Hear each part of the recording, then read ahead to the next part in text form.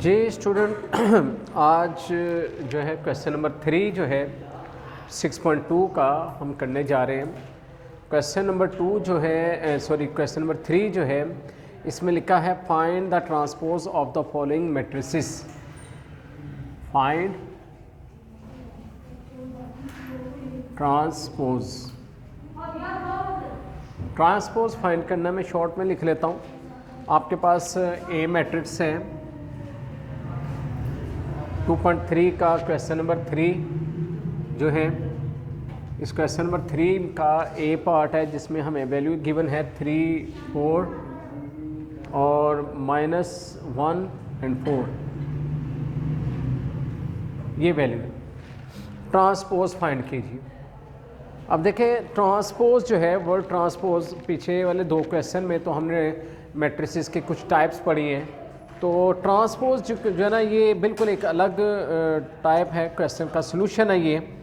तो ट्रांसपोज क्या है, लिखा है A is a matrix of order a m by n, then matrix n by m obtained by interchange the rows and column of A is called the transpose of A.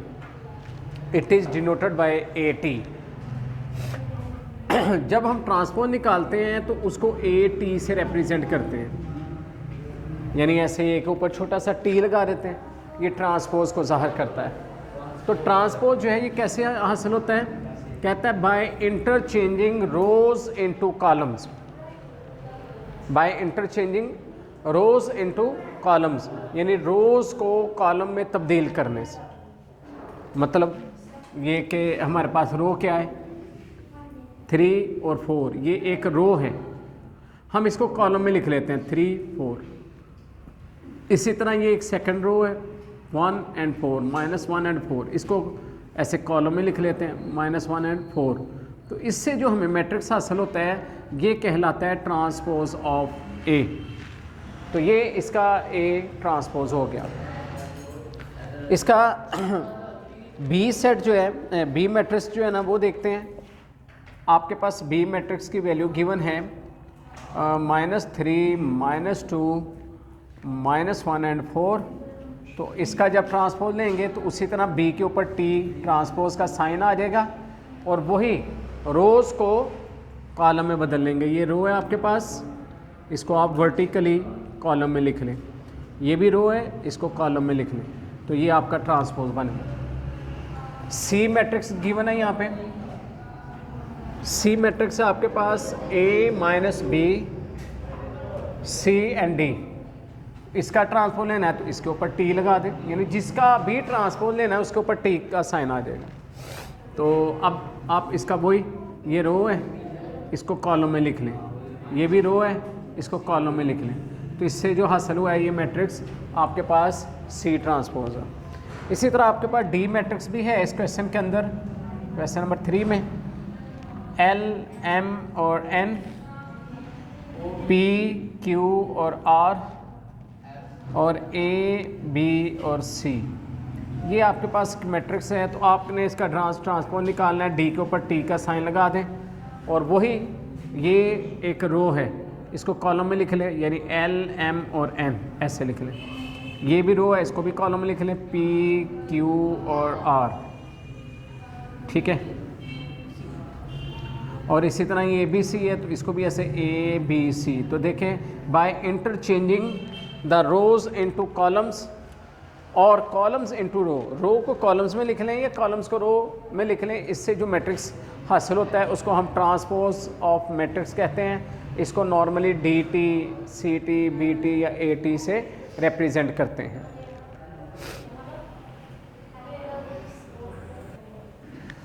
Student question number 4 जो है board पे आ चुका। Question 4 में लिखा है identify all row matrices if. आपके पास A matrix एक गिवन है, B मैट्रिक्स है, C है, D है और F है। ये आपको मैट्रिसेस गिवन है, आपको कहता है आइडेंटिफाई ऑल रो मैट्रिसेस। अब पहले क्वेश्चन के अंदर हमने रो मैट्रिक्स पढ़ा था। ऐसा मैट्रिक्स जिसमें ओनली 1 रो हो, ऐसा कॉलम जिसमें एक ही कतार हो, उसको हम रो मैट्रिक्स कहते हैं। तो कहा कि इनमें से आइडेंटिफाई करें। आइडेंटिफाई का मतलब होता है पहचान करना, शनाख्त करना। ठीक है, इनमें से बताएं कि कौन सा ऐसा मैट्रिक्स है जो रो मैट्रिक्स है। तो बस वो आपने आंसर बताना है, तो आपका आंसर कहलाएगा। देखिए इसका आंसर क्या होगा, matrix A and B, sorry C. ये जो दो मैट्रिक्स हैं ए और सी, ए और सी, ये दोनों रो मैट्रिक्स है। क्यों? क्योंकि इसमें भी एक रो है, इसमें भी एक ही रो है। बाकी अगर इसको देखें तो इसमें 2 रोज़ हैं, इसमें 3 रोज़ हैं, इसमें 2 हैं। लेकिन रो मैट्रिक्स वो होता है जिसमें सिंपल 1 रो हो। तो ए मैट्रिक्स और सी मैट्रिक्स जो है ये आपके रो मैट्रिक्स कहलाते हैं। ठीक है, तो ए एंड सी जो है ये आपका जस्ट आंसर है। तो इस तरह ये क्वेश्चन नंबर 4 जो है वो आपका इतना ही है। अब क्वेश्चन नंबर 5 देखते हैं। क्वेश्चन नंबर 5 स्टूडेंट बोर्ड पे आ चुका। क्वेश्चन नंबर 5 में लिखा है आइडेंटिफाई ऑल कॉलम मैट्रिसेस। पिछले क्वेश्चन में रो मैट्रिक्स था, अब आपको कहता है कि ये आपको मैट्रिसेस दिए हुए हैं A B C D E F, F तक मैट्रिसेस दिए हैं। इनमें से जस्ट आपने वो मैट्रिक्स बताने हैं जो कॉलम मैट्रिक्स हैं।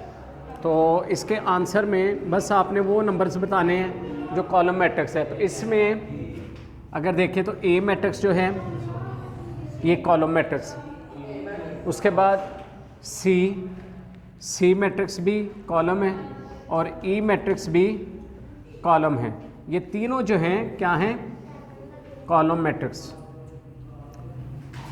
मैट्रिसेस। तो इस तरह जस्ट इसका आंसर जो है ना वो ए सी ई होगा, यानी एक ऐसा मैट्रिक्स जिसमें ओनली 1 कॉलम हो। ये इसमें 1 कॉलम है, इसमें भी और ई सेट में भी। तो इस क्वेश्चन में सिर्फ आपने ये कॉलम मैट्रिक्स बताने। तो क्वेश्चन नंबर 5 जो है ये ख़त्म हो गया। क्वेश्चन नंबर 6 जो है इसमें भी A matrix, B matrix, C D E और एफ ये मैट्रिसेस गिवन है। तो जस्ट आपने इसमें भी वही है, identify all column matrix if. अगर इसमें कोई कॉलम मैट्रिक्स है तो वो बताएं। तो ए मैट्रिक्स तो कॉलम मैट्रिक्स नहीं है, बी भी कॉलम मैट्रिक्स नहीं है। अगर सी देखें तो ये एक कॉलम मैट्रिक्स है, लिहाजा सी जो है ये आंसर में शामिल होगा, यानी आंसर जो है वो है सी। उसके बाद डी नहीं है, ई ये रो मैट्रिक्स है, कॉलम मैट्रिक्स नहीं है, हमने कॉलम मैट्रिक्स बताना है, ये भी नहीं है, एफ भी नहीं है। तो only C is a column matrix.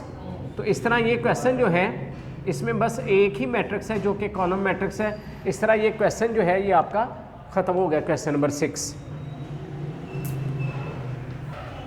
Next student question number 7 इस एक्सरसाइज का लास्ट क्वेश्चन।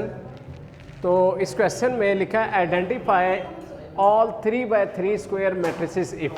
ये आपके पास ए बी और सी 3 मैट्रिसेस गिवन हैं। आपको कहा जा रहा है कि आप इनमें से बताएं कि कौन से ऐसे मैट्रिसेस हैं जो 3x3 ऑर्डर रखते हैं। यानी इसका मतलब ये हुआ कि जिसमें 3 रोज़ हैं और 3 कॉलम्स हैं। तो हम अगर देखें तो हमारे पास जो ए मैट्रिक्स है ये 3x3 का है, यानी इसमें वाकई 3 रोज़ हैं और 3 ही कॉलम है। बी नहीं है, सी नहीं है, लिहाजा इसका जो आंसर है वो क्या होगा, A is are 3x3 square matrix.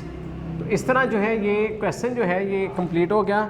इस क्वेश्चन का आंसर जस्ट यही है कि ए जो है ये 3x3 का स्क्वायर मैट्रिक्स है। तो इसके मुकम्मल होते ही हमारी ये एक्सरसाइज भी स्टूडेंट मुकम्मल हो गई। ठीक है, बहुत इजी एक्सरसाइज है, एग्जामिनेशन पॉइंट ऑफ व्यू के लिहाज से शॉर्ट क्वेश्चंस और क्या कहते हैं MCQs टाइप क्वेश्चंस के लिए ये एक्सरसाइज जो ना इम्पोर्टेंट है। तो इसकी प्रैक्टिस कीजिए, अपना बहुत सा ख्याल रखिए। इंशाल्लाह मिलते हैं एक नेक्स्ट न्यू वीडियो में नई एक्सरसाइज के साथ। अल्लाह हाफिज़।